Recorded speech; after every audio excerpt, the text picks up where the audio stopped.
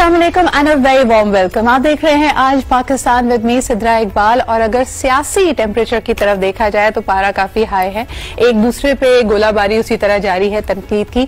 एक तरफ कहा जा रहा है कि पीडीएम के जो लोग हैं वो इकट्ठा हुए हैं एक करप्शन फ्रेंडली सिस्टम को सपोर्ट करने के लिए, जिसमें खास तौर पर सेनेट के इलेक्शंस का जिक्र किया जा रहा है। दूसरी तरफ हम ये भी देखते हैं कि कैबिनेट ने स्लैम डाउन किया है सिंध को फॉर होर्डिंग वीट, यानी जखीरा अंदोजी कर रहे थे और बार बार कहा जा रहा था एक आर्टिफिशियल जिसको कहना चाहिए कि लॉसेस को शो किया जा रहा था या उसकी डिमांड एंड सप्लाई को मैनेज सही नहीं कर रहे थे।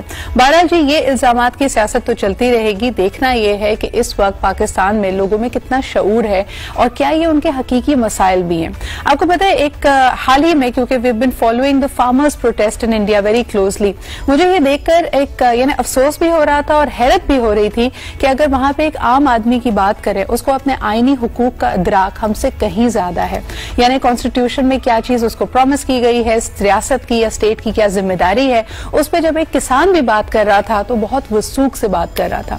लेकिन यहाँ पे हमारे सियासी कायदीन ने कुछ इस तरह की दूरी बनाई हुई है लोगों से कि अगर वो कोई बात भी करते तो ऐसा लगता है दिल को नहीं लगती। ये वही बातें हैं जो अगर आप मेज के इस तरफ हैं तो आप हुकूमत के हवाले से करते हैं, अगर आप ऑपोजिशन हैं तो वही टिपिकल तनकीद होती है। लेकिन अगर आपने अपने शऊर को उजागर करना है तो उसके लिए किताबों से दूरी नहीं बनाई जा सकती। यकीनन आज लोग कहते हैं कि गैजेट्स की इस दौड़ में हमारे पास किताब पढ़ने का वक्त नहीं है। लेकिन अगर आप देखें दुनिया के बेहतरीन इनोवेटर्स को, जिसमें नाम मिसाल के तौर पे लिया जाता है बिल गेट्स का, इलॉन मस्क का, ये दिन में एक एक दो किताबें पढ़ते हैं। किस तरह वक्त निकाल पाते हैं, ये एक अहम सवाल होगा। इसके लिए आपको बहुत सारी एप्स भी मिल जाएंगी that helps you read quickly, और एक दफा आपकी आदत बन जाए तो वाकई आप स्पीड रीडिंग भी कर सकते हैं। लेकिन अगर आपके पास ये सारी हवाले नहीं भी हैं तो आपको बताते चले आज पाकिस्तान के पहले बुक ट्यूबर से आपको मिला रहे हैं। इनका जो मिशन है मिशन रीड पाकिस्तान, और इनकी कोशिश ये है कि ज्यादा से ज्यादा लोगों की रुग़बत किताब से दिलाई जाए। ये क्या मामला है, आइए सबसे पहले देखते हैं एक रिपोर्ट में, फिर आपकी मुलाकात कराते हैं। Welcome back. अच्छा जी, वैसे आई हैव अ कन्फेशन, मुझे भी ज्यादा किताबें पढ़ने का मौका नहीं मिलता अगर मैं कंपेयर करूं अपनी टीनेज लाइफ से। बट एज अ स्टूडेंट मुझे याद है कि if I would borrow a book from our library, जब तक वो किताब खत्म नहीं हो जाती ना पढ़ाई में दिल लग रहा होता था, ना खाने पीने का दिल चाह रहा होता था।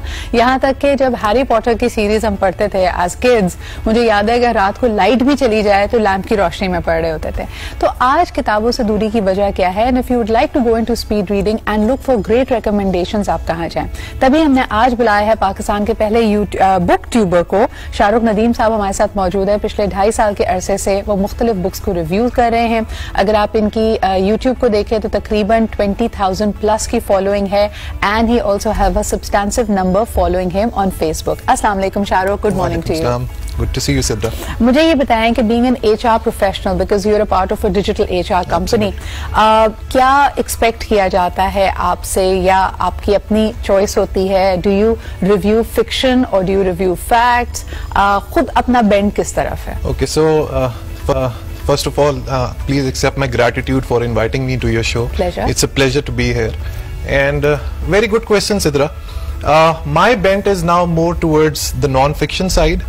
I think I'm not giving a sweeping statement, but I think fiction एक age तक till the teenage it works very well, because वो आपकी curiosity को, imagination को जो boost up करता है. But once you cross the teenage, then you need to focus more towards how you can make it big in the corporate world in your life. So life books, self-help books, philosophy, psychology, especially history. Because you know, as they say, people who do not learn from the mistakes of history are forced to repeat them. और एक और कहावत भी है कि the only thing we learn from history is that we do not learn from history. You're absolutely right. History has a way of repeating itself, but I will very respectfully differ from it, because अगर आप Einstein की तरफ भी देखें तो उसने कहा था कि imagination is more important than knowledge. मुझे ऐसा लगता है everything that is there in self help और दूसरे लोगों का जो ज्ञान है, जो उनकी साल की मेहनत और रिसर्च है, of course it can help you, but fiction has its own way of actually sparking your imagination. That's a very good point, and I'm very happy that you mention Einstein, because he is one of my people that I look up to. And you're very right. Einstein ने कहा था कि imagination is more powerful than knowledge. एक और बात Einstein ने की थी जिसने actually मुझे book reading पे drive किया कि curiosity is what took me so far. तो मैं जब तीसरी जमात में था, वहीं पे मुझे मेरी साइंस की टीचर ने एल्बर्ट आइंस्टाइन से इंट्रोड्यूस करवा रही है। जो दो बातें, एक आपने जो कही नॉलेज वाली, इमेजिनेशन वाली, और जो क्यूरियोसिटी वाली, उसके बाद मैंने रोल्ड डाल और जूल्स वर्न को पढ़ना शुरू किया, right? Charlie and the chocolate factory, Matilda and 20,000 rolled डाल फैन। मैं आपको बताऊं, मैंने ग्रेड 3 यानी 5 तक मैंने रोल्ड डाल की सारी किताबें पढ़ ली थी। व्हाट्स योर फेवरेट रोल्ड डाल? It's Charlie and the Chocolate Factory. Really? And Boy. That's his autobiography. No, Boy is the first half of his life and then going solo. I love both of them. और अगर आपने नहीं पढ़ी, बताए आपको, मैं Scotland गई थी तो I actually happened to visit the place where he was there. Awesome. और दूसरा मेरे ख्याल में, if I'm not wrong, somewhere close to Glasgow is the church where he was baptized, and there's a bench which is in his name. But मुझे ये बताएं, मुझसे अक्सर recommendations मांगी जाती हैं। आप भी बताएं Shahrukh, when you select a book, हमारे यहाँ तो देखिए हर चीज आजकल लोग कहते हैं व्यूज एंड रेटिंग्स के लिए होती हैं। So when you select a book and you review it, उसमें आपको लगता है आप बेस्ट सेलर्स को उठा रहे हैं, आप उस बुक को की बात कर रहे हैं जो ऑलरेडी ट्रेंडिंग होती है, या किसी खास पर्सनालिटी से इंस्पायर होते हैं, या you pick what you like? Okay, so it's a blend of all the factors that you just said. Okay. It can be my choice as well, but based on the audience, इसमें मैं थोड़ा सा, I just want a couple of minutes, क्योंकि मैं I just want to mention why I started this mission Read Pakistan. Yeah. So I started teaching in 2018 in a couple of leading business schools in the city of Karachi. और जब मैं पढ़ाता था तो the amusing thing was कि जब मैं बच्चों से बात करता था, स्टूडेंट से, and I used to give a book reference. I used to see blank faces के, for instance, अगर business management के बच्चे हैं तो उनको Good to Great उन्होंने पढ़ी होनी चाहिए, जिम कॉलिंस की, उनको 0 to 1 पीटर थियल का पता होना चाहिए, उन्हें In Search of Excellence by Tom Peters का पता होना चाहिए. Absolutely. But whenever I used to interact with them, I used to have blank faces. And then this was one of the things which actually triggered कि मुझे कुछ करना चाहिए. What is my individual responsibility? दूसरे number पर सिद्रा जो सबसे important चीज है, which is very important for the audience and the whole Pakistan to hear, कि जब मैंने आपको बताया मेरा एक इंटरेस्ट है हिस्ट्री के अंदर, जब मैंने हिस्ट्री पढ़ना शुरू की तो I found out कि 9वीं से 13वीं सदी के दरमियान, from the 9th till the 13th century, that was the golden period of Muslims. उसमें बेतहाशा हमने साइंटिफिक डिस्कवरीज की. सो मैं एक साइंटिफिक बंदा हूं, मैं पॉजिटिविस्ट हूं, तो मैंने सोचा इसकी रीजन क्या थी. तो रीजन ये थी सिद्रा कि खलीफा अल मामून जो 7वें अब्बासिद खलीफा थे, उन्होंने बगदाद में उस जमाने में उन्होंने एक यूनिवर्सिटी कायम की, library with the name Baitul Hikma, house of wisdom, और वहां से वो पूरी दुनिया के मुस्लिम स्कॉलर्स को जमा करते थे, कंसोलिडेट करते थे. And the beauty of the thing was कि जो भी स्कॉलर आता था वहां पे और जो किसी और जबान से अरबी जबान में किताब को ट्रांसलेट करता था, उसको उसके वजन के हिसाब से गोल्ड देते थे.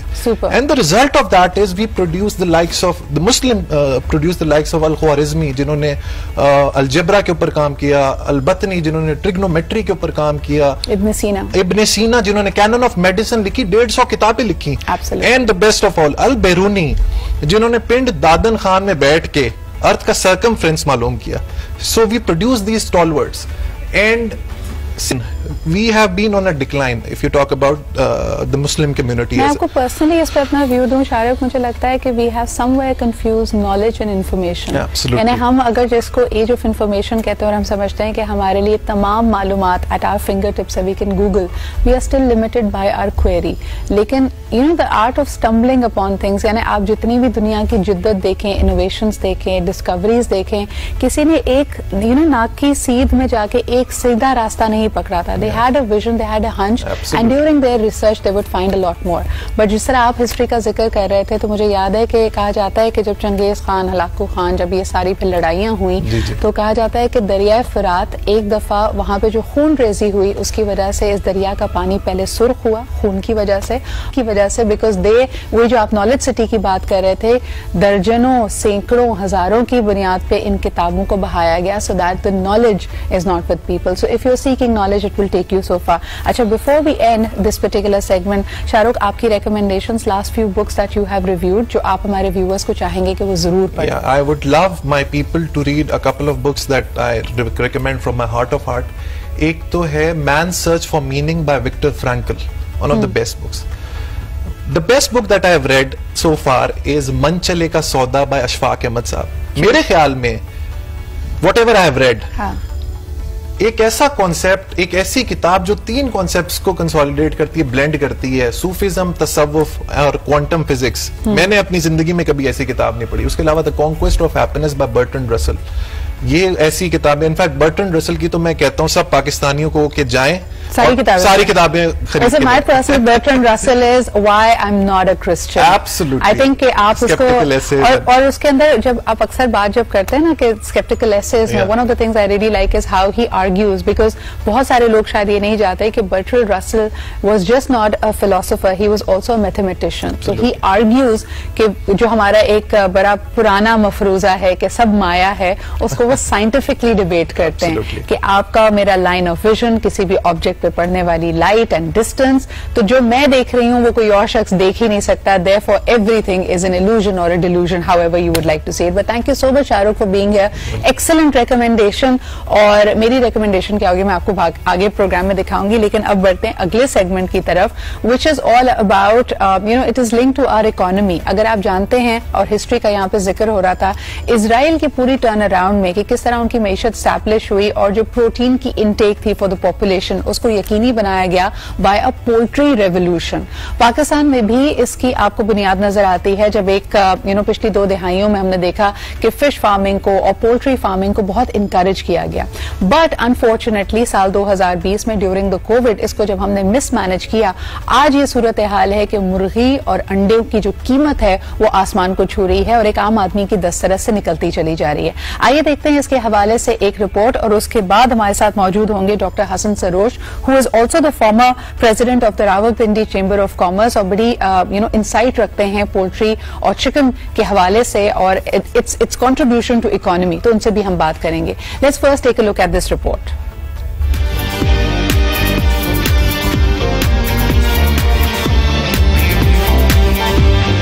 चिकन से मुताल्लिक हर दौर में कोई न कोई अफवाह हमेशा गर्दिश करती रही. कोई सी भी बीमारी आए या कोई भी दौर, हर बार निशाना चिकन बनती है. इस पे कितनी हकीकत है, कितनी सच्चाई है, जानेंगे आज के शो में.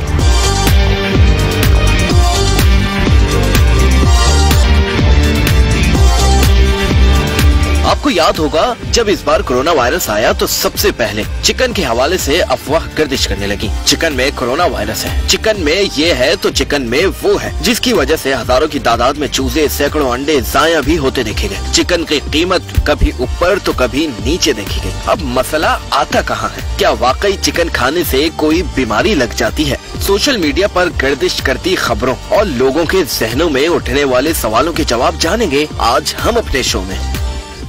जी जनाब, तो ये बड़े अहम सवाल आते हैं. हमारे साथ मौजूद हैं डॉक्टर हसन सरोश. आपको बताते चलें कि by qualification he is also veterinary doctor. इसके अलावा former president of the Rawalpindi chamber of commerce and also the former chairman of Pakistan poultry association. बहुत बहुत शुक्रिया डॉक्टर हसन हमें वक्त देने के लिए. हेलो, अस्सलाम वालेकुम सर, आपको मेरी आवाज आ रही है? हेलो जी डॉक्टर सरोश, आपको मेरी आवाज आ रही है? I think we are just trying to connect, और अभी हम इसको रिजॉल्व करके वापस आते हैं. एक छोटा सा ब्रेक लेते हैं and we'll be right back.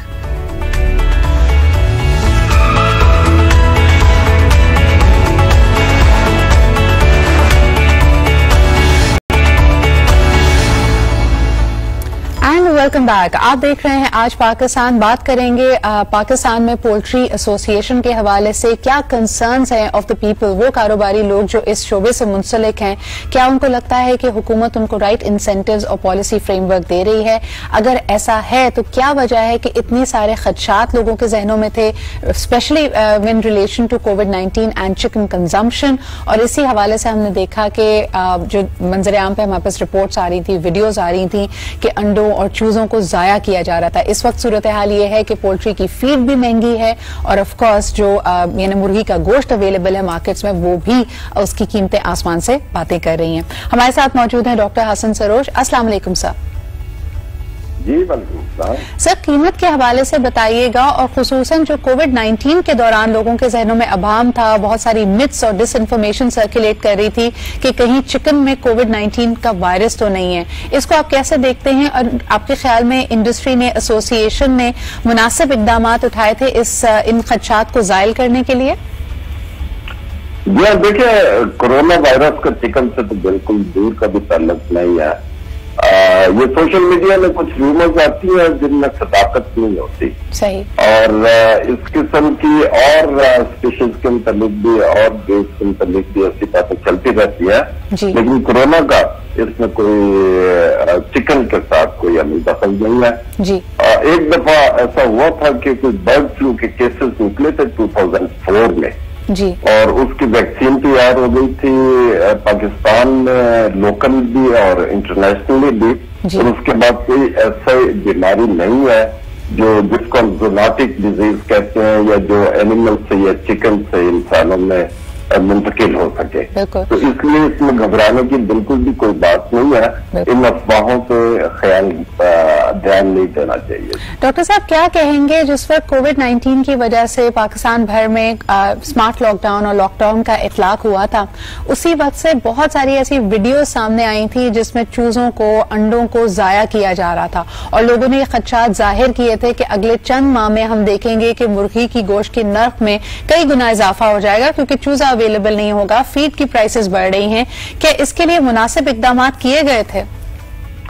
देखिए, जब कोविड-19 आया था तो एकदम रेस्टोरेंट्स और मार्केट और शादी हालों पे पाबंदी लग गई थी। सही। और हमारी 40% जो कंजम्पशन है वो रेस्टोरेंट्स और शादी ब्याह के मौके पर होती है, और बाकी जो 60% है वो डोमेस्टिक लेवल पे होती है। सही।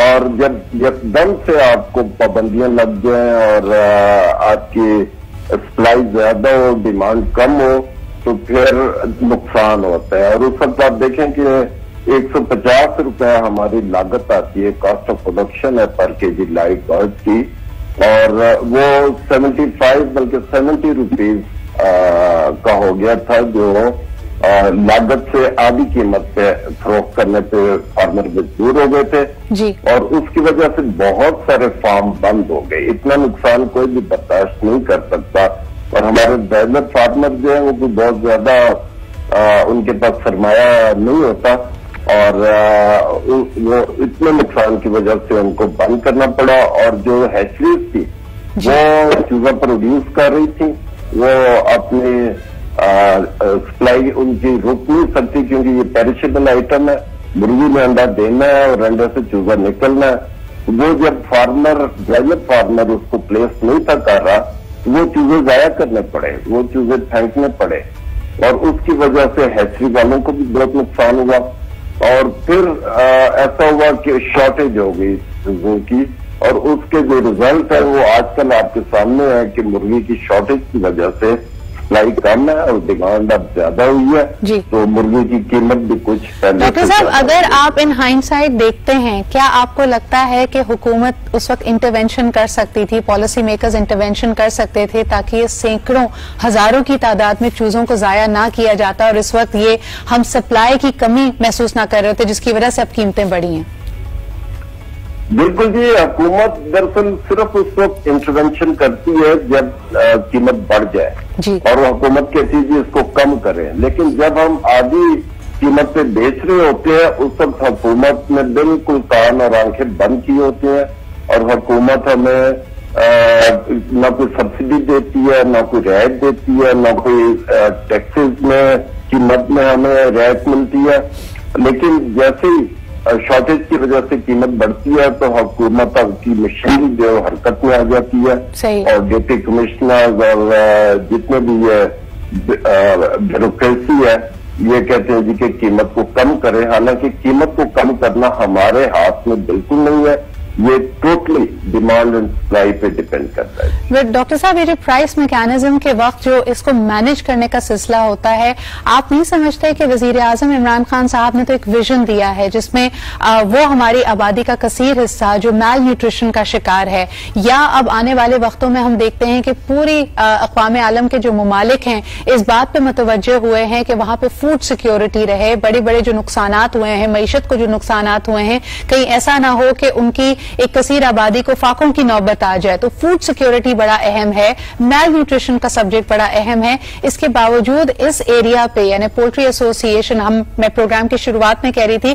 कि इजराइल का पूरा टर्न अराउंड, कि वहां पे प्रोटीन आवाम को मिलता रहे, आबादी को मिलता रहे, वो मैल न्यूट्रिशन का शिकार ना हो, बड़ा अहम ये शोबा है। इसके ऊपर वो तवज्जो दी जा रही है जो इसका हक है। देखिए, पोल्ट्री वाहिद ऑर्गेनाइज्ड सेक्टर है हमारे एग्रीकल्चर में पाकिस्तान में, और इसमें तकरीबन 1100 अरब से ज्यादा की सरमायाकारी हो चुकी है। हमारा 1100 अरब से ज्यादा टर्नओवर है, लेकिन बदकिस्मती से हुकूमत इस इंडस्ट्री की तरफ बिल्कुल भी तवज्जो नहीं देती। देखिए, अब कॉस्ट ऑफ प्रोडक्शन इतनी बढ़ गई है, ग्रेन्स की कीमतें बढ़ गई हैं, मील्स की कीमतें बढ़ गई हैं, और इलेक्ट्रिसिटी गैस की कीमतें बढ़ गई हैं, जिससे जो कॉस्ट हमें 110 रुपए होती थी 150 रुपए तक पहुंच गई है। और जब कीमतें कम होती हैं, हुकूमत किसी किस्म की रियायत नहीं देती, पास ऑन नहीं करती। और ये पोल्ट्री है जिसने मटन की कीमत को भी कंट्रोल में रखा हुआ है, जिसने बीफ की कीमत को भी कंट्रोल में रखा हुआ है। आप देखें कि इस वक्त मुल्क में हमारी पर कैपिटल कंजम्पशन जो है सिर्फ 7 to 8 kg है पोल्ट्री की। और जबकि दूसरे ममालिक में जिनकी आप मिसाल दे रही हैं, लाइक सऊदी अरेबिया, हमारा ब्रदर कंट्री है, उसमें 50 kg पर कैपिटल कंजम्पशन है। तो देखिए कितना रूम है हमारे पास इसकी ग्रोथ के लिए, फर्दर इसको। और बड़ी आबादी का मुल्क है, हमारे पास ये मार्जिन्स भी मौजूद हैं, हम अपनी पोल्ट्री की इंडस्ट्री को मजीद स्ट्रांग कर सकते हैं। जैसे आपने कहा कि वाहिद ऑर्गेनाइज्ड एग्रीकल्चर बेस्ड यूनिट है हमारे पास, यानी एक शाख है। डॉक्टर साहब, आखिरी सवाल आपसे करना चाहेंगे, एक्सपोर्ट्स के हवाले से क्या हमारा इस वक्त आउटलुक है? एक ज़बीहा यानी हलाल पोल्ट्री प्रोड्यूस करने वाला हम मुल्क हैं, इंटरनेशनली क्या हम उस शेयर को ग्रैब करने के लिए कुछ और इकदाम कर सकते हैं?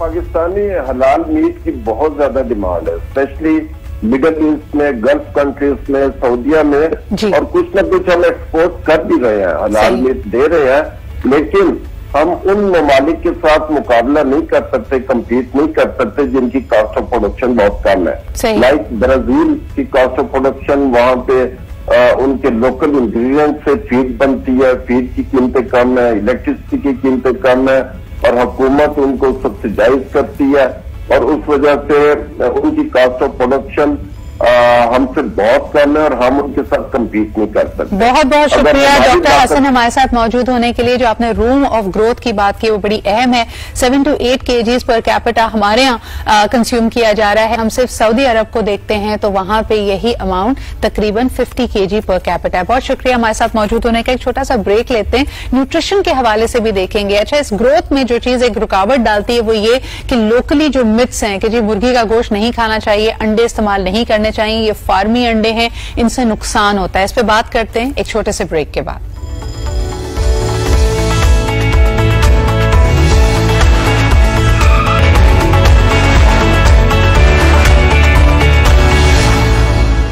वेलकम बैक जी। इंफॉर्मेशन पैक न्यूट्रिशन से रिलेटेड सेगमेंट आपके सामने। हमारे साथ मौजूद हैं डॉक्टर सहर चावला, और आज जरा बात करेंगे टू ईट और नॉट टू ईट द अंडा। यानी हम जब कहते हैं देसी वर्सेस फार्मी, चाहे अंडा हो या मुर्गी का गोश्त, तो बड़े सारे सवाल आते हैं।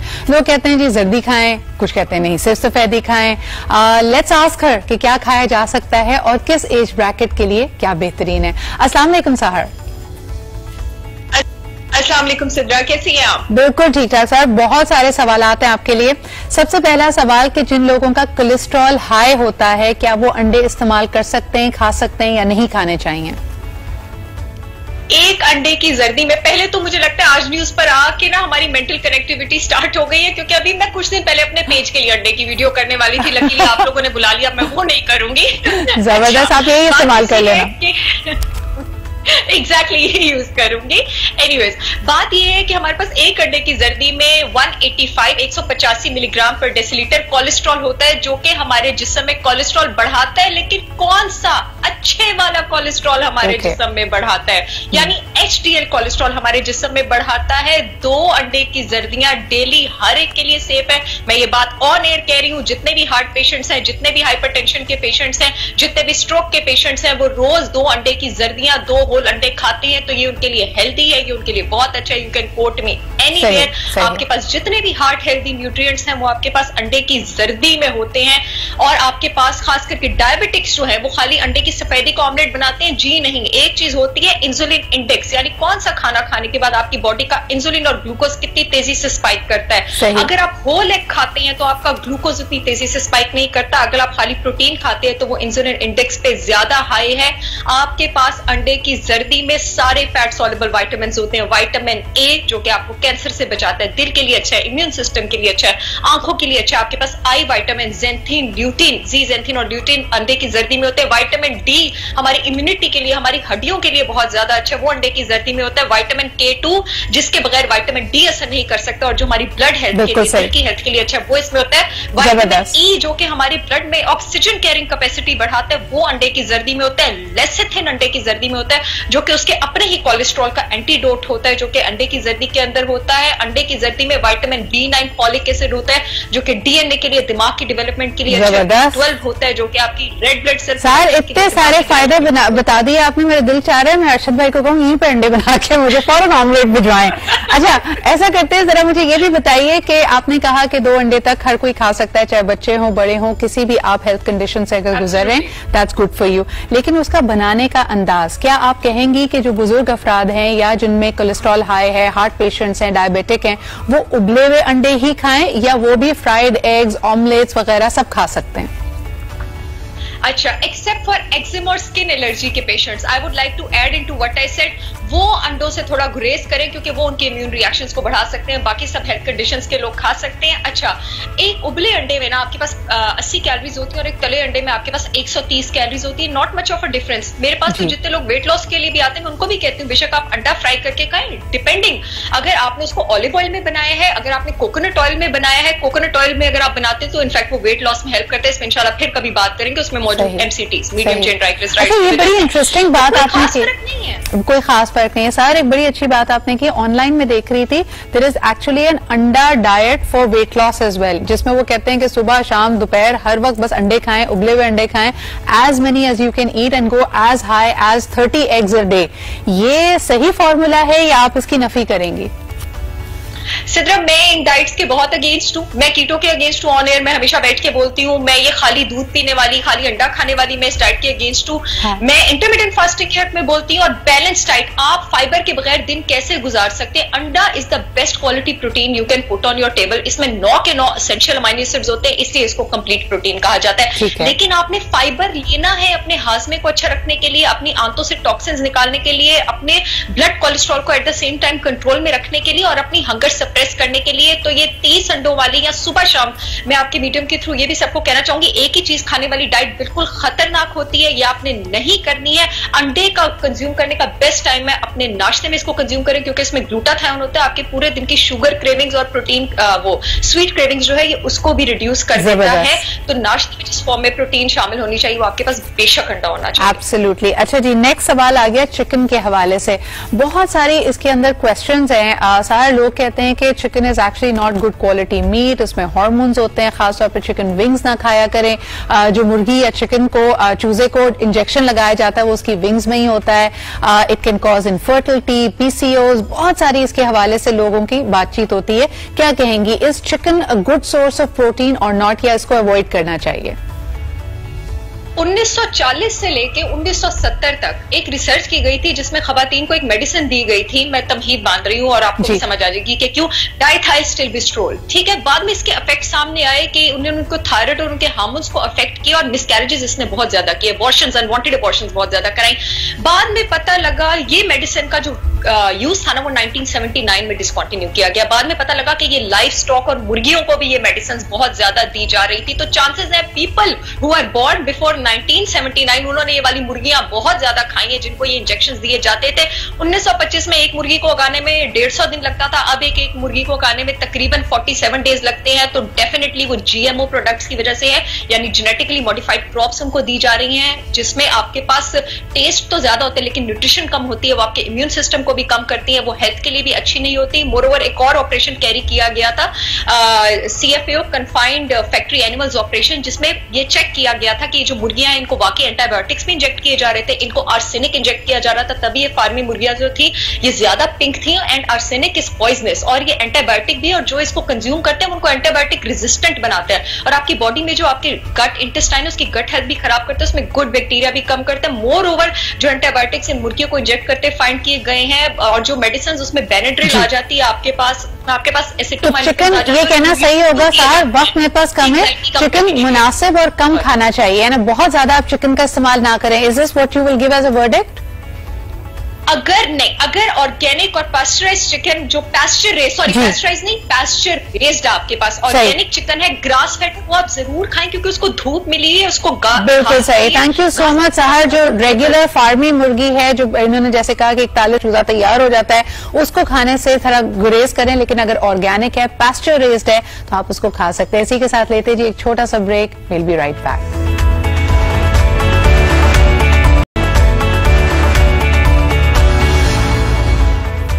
Welcome back. आप देख रहे हैं आज पाकिस्तान। जिंदगी के और आपके इर्द गिर्द के बहुत सारे मौसम होते हैं, बहुत सारे फेजेस होते हैं और हर फेज का हुस्न, हर चीज की एक अहमियत अलग अलग है।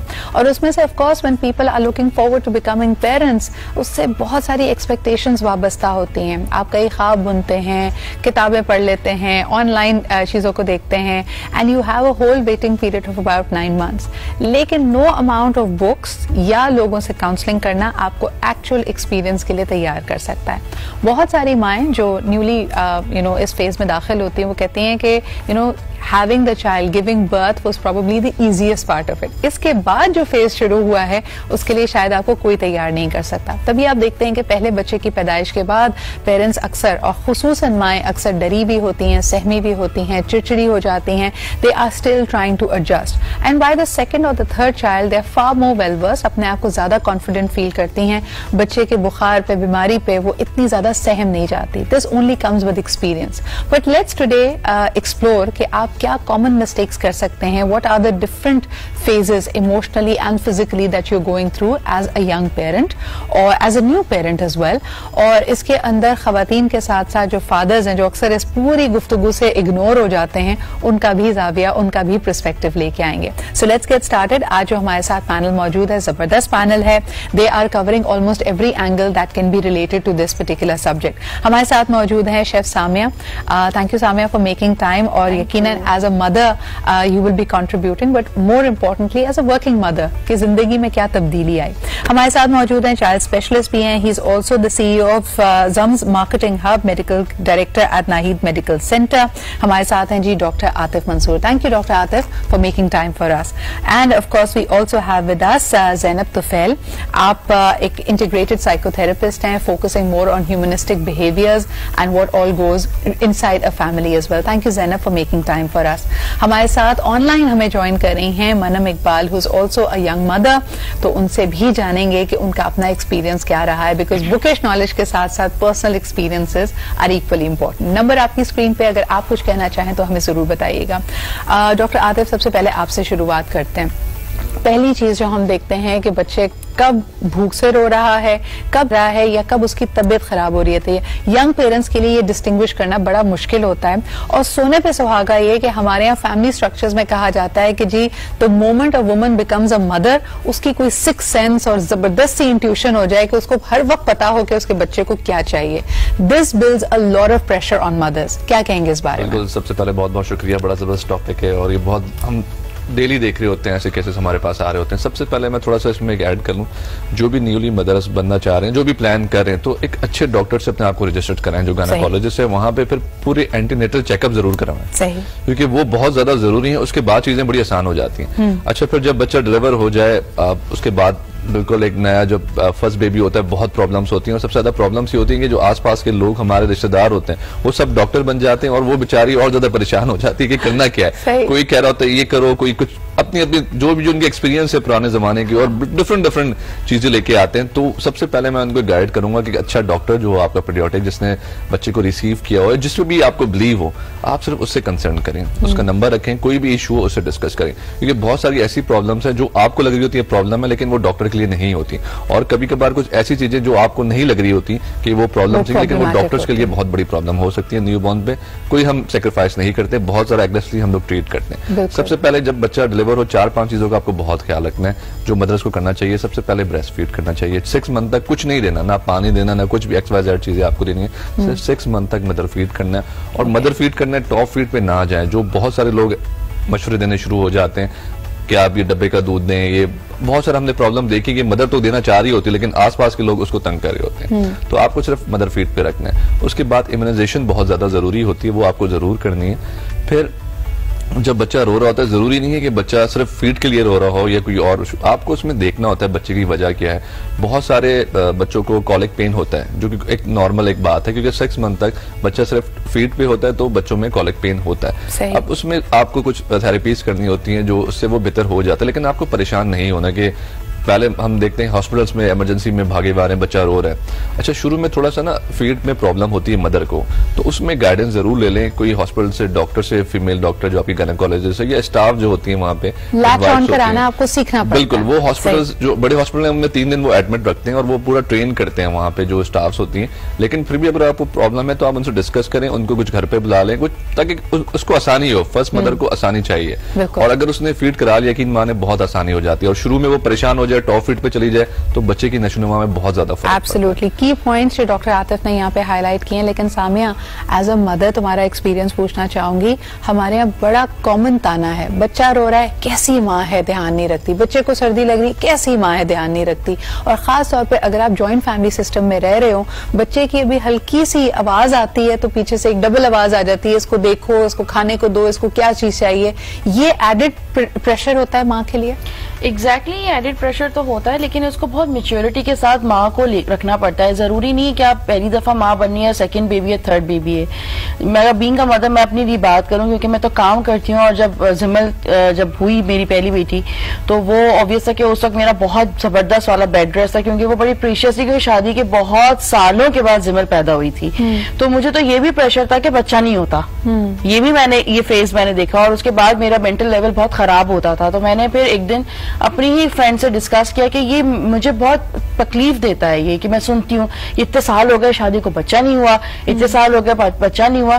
तो जो एक औरत होती है ना, मेरे ख्याल से शादी वाले दिन से ही उसके दिमाग में होता है कि अब उसको दूसरा काम उसका बच्चा पैदा करना है। तो ये तो बहुत बात की बात आती है कि बच्चे को खाना देना है, ये तो हम प्रेशर पहले दिन से ले रहे होते हैं। अच्छा मुझे बताओ कि जब ये प्रेशर रिलीव हो गया, यानी इतने शादी के अरसे के बाद यू गॉट जिमल, उसके बाद आपने अपने आप को ज्यादा अंडर प्रेशर पाया, ज्यादा परेशान पाया कि अब क्योंकि जिमल कॉलिक थी, हमदान नहीं है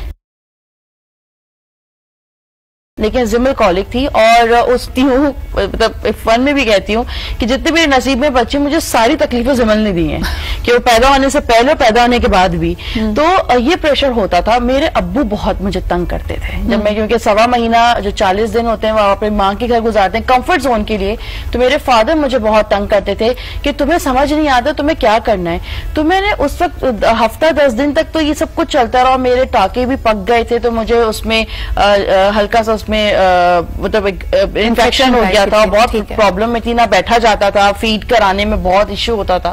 तो आफ्टर 10 डेज तो ये मैंने खुद डिसाइड किया कि अगर मैं सबकी सुनने लगी ना तो या मैं अपने आप को कहीं खो दूंगी। अच्छा 2-3 इसमें बड़ी कॉमन बातें कही जाती हैं, वो जरा ज़ैनब के पास भी ले आते हैं। ज़ैनब, जैसे लोग कहते हैं कि जी एक बड़ा कॉमन फॉर्मूला माँ को दिया जाता है कि जब बच्चा सोए ना तुम भी साथ सो जाओ अगर अपनी नींद पूरी करनी है, क्योंकि अगर तुमने उस वक्त ये सोचा कि मैं कपड़े धो लूं, खाना बना लूं, जब तक आप इन कामों से फारिग होंगे बच्चा फिर आपको रिक्वायर करेगा। नींद पूरी ना होना, जो कि हम जानते हैं कि आपके लिए, आपकी इमोशनल मेंटल वेलबीइंग के लिए कितना नुकसानदेह हो सकता है, एक यंग मदर को, एक न्यू पेरेंट को इससे कैसे डील करना चाहिए? देखिए, नींद पूरी ना होना, नींद पूरी ना होना, ये एक बहुत बड़ी प्रॉब्लम है। 2 चीजें हैं, एक तो नींद पूरी ना होना, एक तो नींद पूरी ना होना। 2 चीजें हैं, एक तो नींद पूरी ना होना, एक तो नींद पूरी ना होना। आपने तो बहुत ही प्रिविलेज बात कही कि अगर ये कोई कह रहा है कि बच्चा सो रहा है तो तुम सो जाओ, क्योंकि ऑनेस्टली स्पीकिंग हमारे यहाँ थोड़ा सा मैं जनरलाइज करूंगी, I am so sorry with all due respect, हमारे यहाँ तो और ही कुछ है कि बच्चे का हर काम खुद करो। सही। तो वो एक जो प्रेशर है ना, एक्सपेक्टेशन फ्रॉम अ मदर, जो आप बात कर रही थी, you actually said something really something I'm afraid a lot of us will resonate, हम थोड़ा ज्यादा रेजोनेट करेंगे, क्योंकि एक्सपेक्टेशन इतनी ज्यादा है कि बोलते तो है सो जाओ, मगर सोने का क्या मौका दिया जाता है? बिल्कुल नहीं। That's the whole idea, right? कैसी माँ है वही जो हम बात कर रहे थे कि जरा सा बच्चा रोए तो आप कहते हैं कि where are you, you are needed। अच्छा, इसमें एक बड़ा इंपॉर्टेंट एंगल है जिसको हम कवर करेंगे कॉल के बाद, कि जी जब तक आप एक्सपेक्टिंग मदर हैं तब तक तो आपका बहुत ख्याल रखा जा रहा है, लेकिन एक ऑब्वियस ही बात है कि घर में भी फोकस शिफ्ट होता है, जो नया मेहमान है उसके ऊपर सब ज्यादा अटेंशन दे रहे होते हैं, तो अम्मा बेचारी वो इंक्यूबेटर होती है जिसने उसको कैरी किया है और वो कोई नहीं लुक आफ्टर कर रहा होता। गलत है, क्योंकि मैंने ये फेस किया था, क्योंकि मैं एक हूँ, मेरा कोई भाई बहन ही नहीं है सिद्रा, आपको पता है। तो जब जिमल पैदा हुई तो मेरे पेरेंट्स का, मेरे हस्बैंड का, सब लोगों का फोकस जिमल हो गई थी, तो उस वक्त मैंने ये फील किया था, यहाँ तक कि अब तक मैं फील करती हूँ, तो खैर ढीठ हो गए हम लोग, तो वो बाकायदा पहले बच्चों को एकदम पकड़ते नाना नानी दादा दादी। आप जो माँ है ना, आप उसको थोड़ा टाइम दे, क्योंकि वो बहुत बड़ी जर्नी से गुजर के आई है, उसकी केमिकल चेंजेस जिस्म में भी हुई हैं, फिजिकली भी, मेंटली भी, और अब वो जिस एरा में जाएगी, आप यकीन करें, मेरे बैक टू बैक दोनों बच्चे हैं, मुझे ये नहीं पता कि मैं कब 8 घंटे प्रॉपर सोई हूँ। मुझे नहीं पता, मतलब मुझे, मेरी ख्वाहिश है, कभी कभी सोचती हूँ मैं कि मैं अपनी अम्मी को या अपनी सास को दूं और मैं कमरा बंद करके सोऊं तो मेरे कान खुद तब भी चल रहे हो। यानी लिटरली ये माओं का बहुत बड़ा अलमिया है कि बच्चे अगर सो भी रहे हो तब भी आप कंसर्न है, आप अपनी पर्सनल केयर के लिए, यानी लोग कहते हैं ना कि let me just shower in peace, ये मैं 10 मिनट का सुकून से जाके शावर लेके आ जाऊं, ये भी बहुत बड़ी लग्जरी है, जैसे ज़ैनब ने कहा। कॉलर हमारे साथ हैं, आइए उनसे बात करते हैं। हेलो, अस्सलाम वालेकुम। जी अस्सलाम वालेकुम। जी, कौन सा, आप कहाँ से बात कर रहे हैं? जी, मैं जवार हुसैन बोल रहा हूँ जी, सरगोदा से। जी सर, क्या कहेंगे? हाँ जी, बड़ी अच्छा टॉपिक है जी आजकल की माओं के लिए। हाँ जी, कि बस, लेकिन घर में अगर कोई बड़ा हो जी, जैसे माँ हो, सास हो, बड़ी कोई फुप्पो हो, खाला हो, जो इस तजर्बे से गुजरी हो जी, तो फिर तो कोई परेशानी नहीं होती, क्योंकि हमारे घर में हमारी माँ थी जी, हमें नहीं पता था जी कि क्या करना है या क्या नहीं करना, लेकिन अल्लाह का शुक्र है कि जब अब आगे आए, अगली नस्ल आई, तो हमें सब तजर्बा था, उनसे सीखा हुआ था, और अल्लाह का शुक्र है। अच्छा सर, मुझे एक सवाल आपसे करना है ब्रेक पे जाने से पहले। मुझे ये बताइएगा कि हम यहाँ न्यू पेरेंट्स की बात करें, यानी नए वालिदैन की, सिर्फ वालिदा की बात नहीं हो रही है, तो बच्चे के सोने, खाने, जागने का तो कोई वक्त नहीं होता। बच्चा रात के 2 बजे भी उठ के भूख का ऐलान कर सकता है, या उसको चेंज चाहिए हो सकता है, डायपर चेंज। आपके ख्याल में जो नए, सिर्फ माई तो नहीं बनी होती ना, उसके साथ उसका अब्बा भी होता है, ये अब्बा कोई हाथ बटाता है किसी चीज में आपके ख्याल में? अगर रात को अगर जरूरत पड़ जाए बच्चे को चेंज कराना है, तो वाइफ को थोड़ा सा हेल्प करते हुए, सपोर्ट करते कि बेचारी पूरे दिन की थकी मारी है, ऐसा हमारे माशरे में तब्दीली आ रही है या नहीं? अगर मेरे से कोई पूछना तो 60% बाप को करना चाहिए, कि दिन में माँ होती है, रात को बाप का भी काम है। सही है जी, सही। अपनी बेगम के सेहत का ख्याल रखे, कुछ न कुछ लाजमन करे, मैं तो 60% कहता हूँ। बिल्कुल बिल्कुल जी, क्यों होना चाहिए ना, फिर ही बच्चे होते हैं ना जी, खाली माँ की तो जिम्मेदारी नहीं है ना जी। बहुत बहुत शुक्रिया आपकी ये बात कहने के लिए। हर फोरम पे ये बात कहना बहुत जरूरी है कि शेयर द लोड, बच्चा आपका भी है, और सिर्फ माँ की, सही बात है कि प्राइमरी रिस्पॉन्सिबिलिटी होती है, ज्यादा वक्त बच्चा माँ के साथ गुजारता है, लेकिन उसका वर्कलोड मैनेज करना बहुत जरूरी है। एक और यंग मदर मनम हमारे साथ होंगी, ब्रेक लेते हैं, वापस आके उनसे पूछते हैं उनका एक्सपीरियंस कैसा है, क्या उनको ये सपोर्ट मिलती है अपने हस्बैंड से या नहीं। Let's take a break and be right back.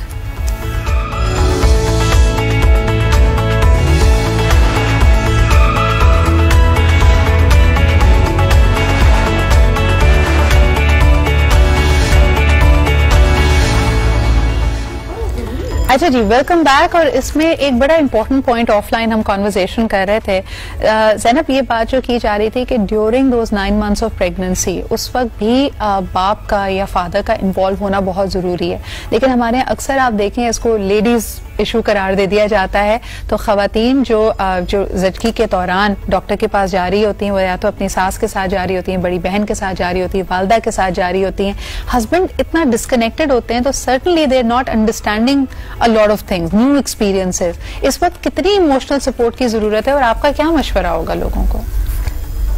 To be very honest बहुत ज्यादा, एंड आई थिंक सभी को पता है, इट गोज विदाउट सेइंग, मगर अनफॉर्चुनेटली वी कांट डिनाई कि हमारी सोसाइटी में हो क्या रहा है. लेट्स टॉक अबाउट हो क्या रहा है. जी, आई मीन टू बी, एक ही हॉस्पिटल है हमारे पूरे कराची में, इतना बड़ा कराची, जहां पर अलाउड है कि ड्यूरिंग डिलीवरी भी हस्बैंड जाए, and everyone knows which, I don't know whether I am supposed to name, मगर और कोई अफोर्ड नहीं कर सकता. वही बात है जो हम बात कर रहे थे. हमें बहुत समझना है कि अभी जैसे बात, आई एम सॉरी, मैं थोड़ा सा, नो ऑफेंस टू एनीबडी, ये बोलना कि माँ की हेल्प करे, I don't understand what that means, क्योंकि professionally speaking it's not a help. ये दोनों की जॉब है ही है, because equal parenting, it's share the load, it's like literally a team work. अगर आप टीम नहीं है, अगर ये कहेंगे कि जी माँ की ड्यूटी है, चलो मैं हेल्प कर देता हूँ, तो वो कॉन्सेप्ट ही खत्म हो गया. वो तो आप एक सुपीरियर पोजीशन पे चले गए ना, मैं तो हेल्प रज़ाकाराना तौर पे हेल्प कर रहा हूँ. देखिए पेट्रियार्की है, ये मेरा जॉब डिस्क्रिप्शन नहीं है, लेकिन मैं तुम्हारी हेल्प कर रहा हूँ. थोड़ी सी चीजें it's just like a CEO. I am so sorry, I am interrupting. Just like a CEO. मैं कहूँगा जैसे I am a new father now, तो अब बहुत सारी जिम्मेदारी होती है, जैसे आप बात कर रहे हैं, और पेरेंट्स, मदर पे भी जिम्मेदारी होती है. हमने बहुत सारी ऐसी मदर्स भी देखी हैं जो नैनी के हवाले कर देती हैं बच्चों को, तो ये चीजें भी हैं साथ साथ हमारे माशरे में. लेकिन आपको साथ मिलके, सबसे ज्यादा अगर आप लकी हैं, अगर आप जैसे मेरी मदर हैं, वो बहुत इन्वॉल्व होती हैं साथ उसके, जो कि न्यूली पेरेंट्स को चाहिए होते हैं कि थोड़ी सी मदर सपोर्ट करे साथ, और फिर आप एज अ फादर आपकी जिम्मेदारी बनती है, क्योंकि आप जैसे बात है कि मदर वो नींद पूरी नहीं हो रही, बहुत सारी चीजें, क्योंकि आप बाहर होते हो, आप हॉस्पिटल्स में जब घर आते हो तो वो एक साथ घर में बैठी हुई है शुरू से, तो फिर आपको उसको जरा रिलैक्स करना होता है, आपको टाइम देना होता है, उसके साथ उससे बात करनी होती है, उसकी प्रॉब्लम्स, ये बहुत चीजें जरूरी हैं. आपके बाहर लेके जाएं. जो अभी ज़ैनब कह रही थी कि जरा कॉमन सर्कमस्टांसेस देख लेते हैं ना. हमारे यहाँ तो अगर बीच रात में बच्चा सोता है तो कहा जाता है जी इसने तो सुबह आदमी ने दफ्तर जाना है, तो वो अपना तकिया उठा के दूसरे कमरे में सोने चले जाते हैं. So woman is left alone taking care of the baby. जो मैं ये बात हम लोग जो कह रहे थे ब्रेक में, कि जो हम लोग जो लड़का, जो लेडी है, जो भी वुमन मदर जो बन रही है, वो लास्ट के 3 मंथ से लेके अपने 3rd ट्राइमेस्टर से लेकर एक सर्टेन टाइम पीरियड तक वो ये फेस करती है, जो कि बहुत गलत है. तभी औरतें जो है वो खुदकुशी भी करती हैं, अपने बच्चों को मारती भी हैं. मैंने कितनी दफा ऐसा देखा है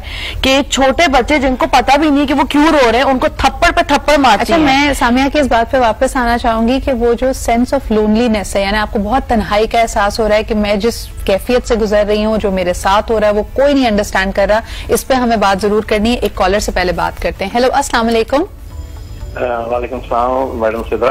वो मैं आपसे ये कहना चाह रहा हूँ कि जैसे माँ बाप जो होते हैं बच्चे के, तो जाहिर है अल्लाह ताला तो फिक्री मोहब्बत तो उनको दे देता है माँ बाप दोनों को, लेकिन कुछ वो दुनियावी मजबूरियां होती हैं जो काम, यानी बाज वालिद जो है कम टाइम देते हैं. सही, बिल्कुल सही कह रहे हैं. बहुत बहुत शुक्रिया. जी जी, कुछ कहना चाहेंगे इसके साथ? दीगर तरीके से वो हेल्प तो करते हैं, चाहे फाइनेंशियल कर रहे हो, तो ऐसी सूरत में क्या नाम है, अब ये कहना, मैं खुद भी 4 बच्चों का बाप हूँ और सब बच्चे मेरे जवान हो गए, 2 बेटी 2 बेटे हैं, तो ऐसी बात नहीं है.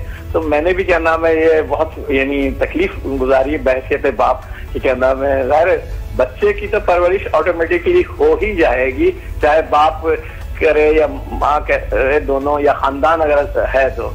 लेकिन एक सूरत ये भी होती है कि अब बच्चा जैसे बॉर्न हो गया है, तो उसको जो है ना कहते हैं कि साइड इफेक्ट होते हैं, ये डॉक्टर को दिखाते हैं जो एलोपैथिक को जी, तो होम्योपैथिक की तरफ फौरन चले जाते हैं. ठीक है जी, ये आपका ओपिनियन है, बहुत बहुत शुक्रिया. इस पे मैं मेडिकल एडवाइस पे बात नहीं करूंगी, लेकिन मैं इनकी बात को इस तरह भी सपोर्ट करूंगी कि कहीं ना कहीं गलती खवातीन की भी है. देखें, एक ही लम्हे में एक कपल माँ और बाप बनता है, लेकिन आप देखें कि खातून अक्सर अपना बच्चा अपने हस्बैंड को देते हुए घबरा रही होती है, कहती है आप सही तरह नहीं संभालेंगे, आपको पता नहीं कैसे करना, तो आप ऑटोमेटिकली उसको कहते हैं कि you are probably the inferior parent, आपको संभालना नहीं आता, और फिर जब आपकी कोई मदद नहीं करता तो आप फिर अकेली पड़ जाती हैं. ये भी तो ये होता था, क्योंकि मेरे हस्बैंड की बात बोलते थे और कहते थे, क्योंकि आपने देखा है कि वो माशाल्लाह बहुत लंबे और बहुत चौड़े हैं, तो वो कहते थे कि ऐसा ना कि बच्चे में दबा दूं, उनका ये एक फेयर था. मतलब वो होता है कि मेरा हाथ बने, मैं बड़ा हूं, मैं चौड़ा हूं,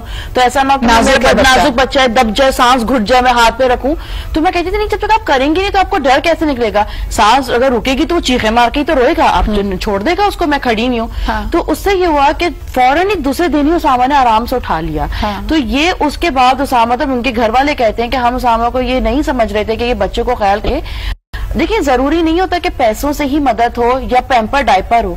अगर 2 मिनट के लिए रोते हुए बच्चे को गले भी लगा लेते हैं ना बाप, तो माँ को सुकून होता है कि अच्छा मैं खाना खा ली। अच्छा मुझे बताओ, ये बात तुमने बड़ी अच्छी की है ज़ैनब और डॉक्टर आतिफ, आपसे दोनों से पूछना चाहूंगी। मैंने लोगों को इस तरह भी बात करते हुए देखा है कि अब जाहिर सी बात है, एक यंग मदर है, हर एक का एक अपना अंदाज होता है। बच्चे ने अगर वॉमिट कर दी या कपड़े गंदे कर दिए तो माँ को भी कराहियत आ सकती है, माँ के लिए भी वो बड़ा परेशान कौन हो सकता है। आई हैव हर्ड पीपल से कि जी माँ को तो अपने बच्चा हर हालत में अच्छा लगता है और उस सिचुएशन में उसको हेल्प करने के बजाय इस किस्म के ताने सुनने मिल जाते हैं, तुम कैसी माँ हो कि तुम्हें वॉमिट साफ करते हुए प्रॉब्लम हो रही है। देखिए पहली बात तो औलाद एक नेमत है, मैं आपको बताऊं, जिनकी औलाद होती है अल्लाह ताला की तरफ से बहुत बड़ा तोहफा है, क्योंकि जिनके नहीं है बच्चे, आप उनसे आके मालूम करें वो कितने परेशान हो रहे होते हैं। तो सबसे पहले बात है कि औलाद आपकी एक नेमत है, और फिर जब आप पेरेंट्स बनते हो आपकी पर्सनैलिटी बिल्कुल चेंज हो जाती है। जो आपके बच्चे के साथ है आप उससे ज्यादा उसमें इन्वॉल्व हो जाते हो। तो आई थिंक जो भी मदर्स, ये बात नहीं कि हम बात करेंगे जी माँ बाप की, ये दोनों का बच्चा है, सही ना, दोनों इसमें हेल्प आउट करें जहां जहां कर सकते हैं। अगर बाप बाहर जाके पैसे कमा रहे हैं वो भी बहुत जरूरी है, चीजें उसकी हमें चाहिए, सही ना, वो भी बहुत ज्यादा जरूरी है, क्योंकि बच्चों के कपड़े चेंज होते रहते हैं। मैं देखा कि आप एक सूट लो दूसरा वो चेंज हो जाता है, तो वो भी लेने के लिए जाए तो पता चलेगा कि तो वो भी एक फैक्ट है कि जो आपको पैसा भी चाहिए साथ। अब एक फादर बाहर काम करे तो मदर घर काम करिए, ये दोनों एक बैलेंस है। आप ये नहीं कहें कि जी फादर तो कुछ करता नहीं है या मदर ही सब कुछ करती है, बैलेंस रखना होता है और दोनों जहां जहां कर सकते हैं, क्योंकि बच्चा उन्हीं का है। सही ना, एक करना अपनी बीवी को गले लगा के, मतलब आप यकीन करें सिद्रा, मैं बात करूंगी दोनों एग्री करेंगे कि बाकायदा बाप अपनी बीवी को मुबारकबादी भी नहीं देते कि तुम माँ बन गई, तुम्हें मुबारक हो, तुम्हें प्यार नहीं करते। ये तो बड़ा एक्सेप्शनल चीज है, लेकिन छोटी छोटी चीजें होती है खत्म करनी पड़ती है, क्योंकि हर कोई उम्मीद में होता है। बच्चा तो ऑब्वियस है कि नया है, लेकिन जो माँ है वो बहुत बड़ी ट्रॉमा से गुजर रही है। माँ से ज्यादा दादी मोहब्बत करती है, दादी नानी ग्रैंड पेरेंट्स, वो हमसे ज्यादा। जैसे हमारे यहाँ मुहावरा है ना कि असल से ज्यादा सूद प्यारा होता है, तो वो ग्रैंड पेरेंट्स का प्यार तो अपनी जगह है।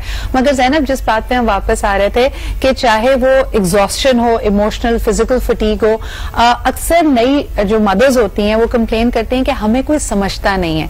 ये उनका एक ट्रॉमा है, मेंटल एंजाइटी है, या वाकई कोई कम्युनिकेशन गैप होता है? आप इसको कैसे देखती हैं? So definitely communication, that's the key word आपने जो कह दिया ना। देखिए हर किसी के, जैसे वो साहब ने फोन पे भी कहा, वो बिल्कुल आई एग्री, हर किसी के मामलात अलग होते हैं, ठीक है। We need to understand the situation, ठीक है। अगर वाकई ये है कि उनकी जॉब ऐसी है, my own husband, I have twins, my own husband he is a naval officer, sea trips हैं, ठीक है, we understand, but what can you do, ठीक है। अब ये कम्युनिकेशन से एक तो बात होती है। अगर आपने अभी लोनलीनेस की बात की, वो बहुत इंपॉर्टेंट है जी। Mothers feel lonely and they don't feel understood because उनको समझ नहीं, उनको लग रहा है कि मुझे समझा नहीं जा रहा, क्योंकि हम लोग भी देखें मदर्स पहले मदर से पहले वो एक इंसान थी ना, बिल्कुल। फिर वो इंसान के बाद वो जब वाइफ बनी तो मिसेस बन गई, उनका नाम आइडेंटिटी हो जाता है, और वो रोल ऐसा चेंज हुआ कि लव से मैरिज, वेडिंग और वेडिंग से मैरिज, और मैरिज में एक प्रॉब्लम्स, फिर वो पोस्टमार्टम डिप्रेशन। सो ये सारा जो फेजेस है ना, उसमें बहुत जरूरी है कि स्पाउजल रिलेशनशिप को, यानी कि मियाँ बीवी की रिलेशनशिप को आप एलिवेट करें, आप सेलिब्रेट करें, आप उठाएं, ना कि आप उसको दबाएं। यू नो, मतलब मैं अब छोटा सा एक पर्सनल एग्जांपल दूंगी। आई हैव ट्विंस। फर्स्ट मेरी एनिवर्सरी आई तो मेरी बहन ने मुझे गिफ्ट क्या दिया था कि she babysat my twins and she said तुम लोग डेट पे जाओ। जबरदस्त। So and I used to feed, so मैंने क्या एक्सप्रेस भी किया सब करके, यू नो, मगर ऑनेस्टली आज तक मुझे याद है, and I thank her for that, because उस दिन मुझे रियलाइज हुआ मेरी बच्चियां 1.5 महीने की हो चुकी थी, that you know what, this is so important, I need to be with my husband, क्योंकि उनकी सपोर्ट नहीं होगी तो मैं नहीं, क्योंकि हमारा भी ऐसा ही था कि मेरा जो रोल है वो मैं I could take out mothers. और ये मेरा आप सबसे सवाल होगा, एक कॉलर से बात करते हैं कि do mothers tend to become negative, यानी वो कोई फिजिकल चेंज होता है, इमोशनल चेंज होता है, लेकिन बहुत ज्यादा negative self talk and world orientation भी नेगेटिव होती है बहुत सारे लोगों के लिए। आई कम बैक टू दैट, एक कॉलर ले लेते हैं। हेलो, अस्सलाम वालेकुम। वालेकुम सलाम जी, कौन सा, आप कहाँ से बात कर रहे हैं? जी मैं मोहम्मद रिजवान बात कर रहा हूँ लाहौर से। जी रिजवान साहब, क्या कहेंगे? मैं ये आपसे पूछना चाहता था कि जब शादी होती है उसके बाद बच्चा होता है तो बीवी तो एक अपने मतलब के बीमारी में होती है ना, तो उसके लिए वालिदैन का जो होते, दादी होती है या नानी नाना होते हैं, उनको चाहिए कि जो उनसे है ना कि हमें थोड़ा सा गाइड करें, ताकि हमें तो पता नहीं है किसी चीज का, अच्छा जी, बहुत शुक्रिया आपके कॉल करने का। ये डॉक्टर आतिफ, ये प्रॉब्लम भी बनता है क्योंकि अक्सर जैसे आपने कहा ना कि डॉक्टर से कंसल्ट करें, जो दूसरे लोगों की और खासतौर पे ग्रैंड पेरेंट्स की जो मशवरे होते हैं वो इन कॉन्फ्लिक्ट अगर हो आपके डॉक्टर की एडवाइस से, तब क्या करना चाहिए? बहुत ज्यादा मैं इस पे बात करूँ कि पेरेंट्स की, और मैंने कहा जैसे ग्रैंड जो भी पेरेंट्स उनकी बहुत ज्यादा मोहब्बत होती है, लेकिन एज अ डॉक्टर हम लोग उनको मना करते हैं, हम उनको कहते हैं आज आप मोहब्बत तो जरा रोक लें। देखिए बहुत सारा नुकसानदेह हो जाता है। एक दफा मुझे याद है ऐसे एक केस था कि एक बच्चे को ऑक्सीजन लगानी थी, स्टेरॉइड लगाने थे, लेकिन वो ग्रैंड पेरेंट्स मान ही नहीं रहे थे लगाना, और फिर वो बच्चा बहुत प्रॉब्लम में आया बात। तो ऐसे भी हमें तो केसेस मिल रहे होते हैं, तो हम पेरेंट्स को यही समझा रहे होते हैं। जब भी मैंने शुरू में कहा कि आपको जो भी मशवरा करना है एक अच्छे डॉक्टर से, पीडियाट्रिक से आप डिस्कस करें। देखिए आजकल हर चीज ऑनलाइन अवेलेबल है, उससे ज्यादा पढ़ के पेरेंट्स और ज्यादा परेशान होने शुरू हो जाते हैं। तो सबसे पहले मैंने बताया कि एक नेमत है, आप दोनों को मिलना है, पेरेंट्स को, मदर को। जारी बात है मदर बहुत ज्यादा इसमें इन्वॉल्व होती है, उसकी नींद पूरी नहीं हो रही होती है, जैसे हमने देखा है सारी चीजें। वो एक आपकी नींद पूरी नहीं होगी, बंदा वैसे चिड़चिड़ा हो जाता है और आपका बिहेवियर चेंज होता है। तो ये आपको एक साथ मिलकर डिसाइड करके कोप अप करना है यार कैसे हम उसको डील करना है। सही, और ये रहेगा 6 महीने तक तो बहुत ज्यादा रहता है। अच्छा, एक मैंने नया प्रेशर एक सोसाइटी में देखा है और सेलिब्रिटीज को देख देख के ये प्रेशर ज्यादा आया है कि the moment they have their kids, उसके बाद वो अपना एक लाइफस्टाइल सोशल मीडिया पे ले आती हैं कि जी हम तो अपनी फिटनेस का बहुत ख्याल रख रहे हैं, बहुत एक्सरसाइज कर रहे हैं, हम स्पेशल डाइट्स पे चले गए। सोसाइटली हमने ये प्रेशर इतना बढ़ा दिया है कि बच्चे के 6 महीने से होने पहले आप दोबारा अपने प्रीवियस वेट पे चले जाएं। Samia, how big a pressure is this? ये मेरे साथ हुआ था और ये मैं जिमल के बाद जो है वो मेरा वेट बहुत ज्यादा बढ़ गया था। मैं 98 तुम टीवी पे भी थी? मैं टीवी पे थी और मैं 98 पे थी और बाकायदा मैंने ये सुनना शुरू किया कि हम आपको स्क्रीन पे कैसे लें। रमजान ट्रांसमिशन था, बड़ी देखी ये इतने बड़ी नजर आएंगी आप कैसे। तो फिर मैंने उसे बोला कि मैं एक नेचुरल प्रोसेस से गुजरी हूँ और मेरी बॉडी नेचुरली रिएक्ट कर रही है, तो अगर मेरा काम दिखना चाहिए मुझे मत दिखाइएगा। नहीं, लेकिन सामने मैंने अपने जिम में देखा है पीपल, यानी फिटनेस ट्रेनर खुद कह रही होती है कि भाई अभी यू हैड अ बेबी, 6 महीने बाद आप ज्वाइन करें। Mothers want to come in right away, they hate their bodies. जी आता है, अगर उससे वो मदर फीड कराए ना तो अल्लाह ताला ने ऐसा निजाम रखा कि खुद ही वो फिट हो जाएंगे, खुद फिट हो जाती है। यहाँ पे लोग समझते नहीं है, जब भी मैं बार बार जोर दे रहा हूँ कि ये जो बात है आगे आप देखेंगे प्रॉब्लम्स हमें आ रही है कि टॉप फीड स्टार्ट हो जाता है फौरन। तो जब भी हम ज्यादा जोर दे रहे हैं कि मदर फीड कराएं, अल्लाह ताला आपकी सब चीजें, एक तो बच्चे के लिए भी अच्छा है और मदर के लिए भी बहुत अच्छा है। जो आप बता रहे हैं उसका वेट गेन होता है, वो खुद ब खुद नॉर्मल आ जाता है। लेकिन फिर भी ज़ैनब, आप प्रेशर के बारे में क्या कहेंगी कि वापस साइज 0 हो, लगता ही नहीं है कि तुम्हारे 2 बच्चे हैं, ये हमने एस्पायर्ड वैल्यूज की इतनी क्यों बढ़ा दी है? बॉडी शेमिंग तो हमारे यहाँ ऐसे की जाती है जैसे कोई बात, इनफैक्ट एक्सेप्टेड बॉडी शेमिंग, यानी मतलब इतना तो साइज होना ही चाहिए। I don't understand, every body is very different and with all due respect to everybody I will beg to differ कि कभी कभी बायोलॉजिकली कोई अगर फीड ना कराए तो वो भी एक शेमिंग से हमारे यहाँ हर चीज को एक शेम बना देता है।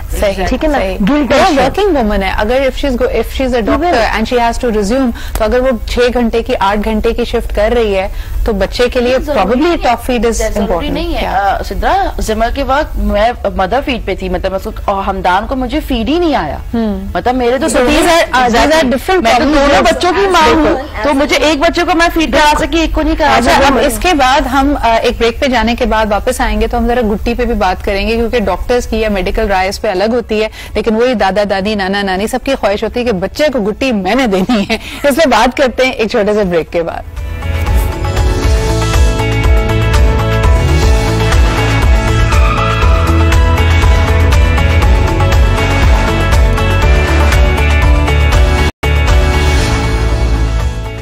वेलकम बैक जी। बहुत सारी हमारी common practices when it comes to becoming a new parent, उसके बारे में जरा सवाल करते हैं। ये कल्चरल इनकी रेलेवेंस तो है, लेकिन क्या मेडिकल साइंस और आजकल का मॉडर्न जमाना इसको सपोर्ट करता है? नहीं। मिसाल के तौर पे जी हमारे यहाँ मेहंदी से लेके काजल, सुरमा, हर चीज में केमिकल डाले जाते हैं, लेकिन पुराने वक्तों में आप देखें लोग कहते थे कि जी न्यू बॉर्न बेबी को अगर आपने भर के सुरमा लगा दिया तो आंखें बड़ी बड़ी हो जाएंगी। भाई वो कोई कच्ची मट्टी से बना हुआ गुड्डा नहीं है जिसको आपने जैसा चाहा वैसा मोल्ड कर लिया।